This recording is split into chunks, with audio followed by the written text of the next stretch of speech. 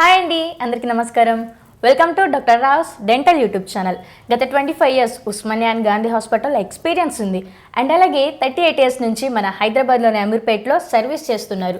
మరి యొక్క దంత వైద్యం గురించి ప్రతి ఒక్కరికి అవగాహన కల్పించాలని ప్రజాసేవలోని భాగంగానే డాక్టర్ ఓ నాగేశ్వరరావు గారు ఈ ఛానల్ స్టార్ట్ చేయడం జరిగింది. మరి ఇంకెందుకు లేటు, మా ఛానల్ని సబ్స్క్రైబ్ చేసుకోండి, మీకున్న డౌట్స్ అన్ని క్లారిఫై చేసుకోండి. నమస్కారం డాక్టర్ గారు. నమస్తే అండి. డాక్టర్ గారు, ఇది కొంతమంది మన కామెంట్ సెక్షన్లో వచ్చిన కామెంట్స్లో నుంచి ఒక తీసానండి. ఏంటంటే పళ్ళు లేకపోతే పెదవులు ముందుకు వస్తాయా అనేసి అని అడుగుతున్నారు. సో మరి మా వ్యూవర్స్ అందరికీ తెలియజేసేయండి. చాలామందికి పళ్ళు లేని వాళ్ళకి అంటే ఈ పళ్ళు లేకుండా మనం నవ్వినా లేకపోతే మాట్లాడిన ఈ పెదాలు ముందుకు రావడం అనేది జరుగుతుంది. పెదాలు రావడం ముందుకు రావడమే కాదు, పెదాలు రెండు కూడా ఇట్లా కలిసిపోతాయి.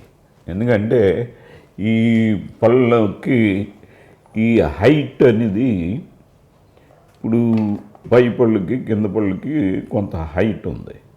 ఈ హైటు లేకుండా పోతుంది. ఎప్పుడైతే పళ్ళు లేవో ఈ పై పెదవి కింద పెదవిని ఇట్లాగా అంటుకుపోతుంది అన్నమాట. ఈ అంటుకుపోవడం వల్ల ఈ పెదవులు అన్నీ మాట్లాడినప్పుడు ముందుకు రావడం, తర్వాత మాట్లాడినప్పుడు ఈ పెదవులు పై పెదవి కింద పెదవి రాసుకుని ఏమవుతుందంటే పుండు పట్టడం కూడా జరుగుతుంది. అంటే రాపిడి ఎక్కువగా జరుగుతుంది. ఇట్లాగా పై పెదవి కింద పెదవి ఇట్లా ఒకదాని మీద ఒకటి ఉండటం వల్ల అది ఎప్పుడు కూడా రాపిడికి ఇప్పుడు ఇదవుతుంది అన్నమాట. ఎప్పుడైతే ఈ రాపిడి ఏర్పడుతుందో ఈ పెదాలు పుండు కూడా అయిపోతాయి. అట్లాగే ఈ పెదాలు మాట్లాడినప్పుడు ముందుకు రావడం, అట్లాగే ఈ టెంపరోమాండిబుల్ జాయింట్, ఈ కింది దవడ యొక్క ఈ జాయింట్ ఉంటుంది కదా, ఈ జాయింట్ అరిగిపోతుంది అన్నమాట.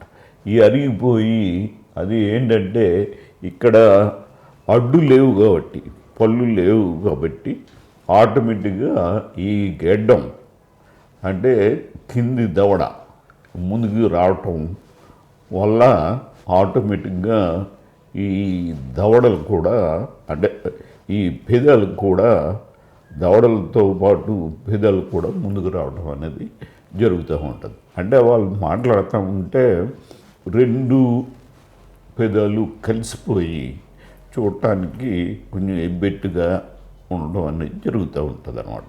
కాబట్టి ఈ విషయాన్ని గమనించి, అంటే చాలామందికి ఈ విషయాలన్నీ తెలీదు. పళ్ళు లేవంటే పళ్ళు లేవు పర్వాలేదు, ఈ ఏజ్లో పళ్ళు లేకపోయినా ఏం కాదు అని అనుకుంటారు. కానీ శరీర భాగంలో ఏమేమి మార్పులు జరుగుతాయి అన్న విషయం తెలియక చాలామంది కూడా ఈ పళ్ళు కట్టించుకోవటం అనేది నెగ్లెక్ట్ చేస్తూ ఉంటారు. కాబట్టి ఈ విషయాన్ని గమనించి అందరూ కూడా ఎవరైతే పళ్ళు లేవో వాళ్ళు పళ్ళు కట్టించుకోవటం చాలా మంచిది.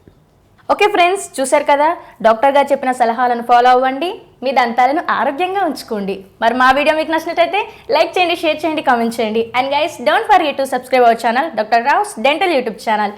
Keep smiling. Bye guys.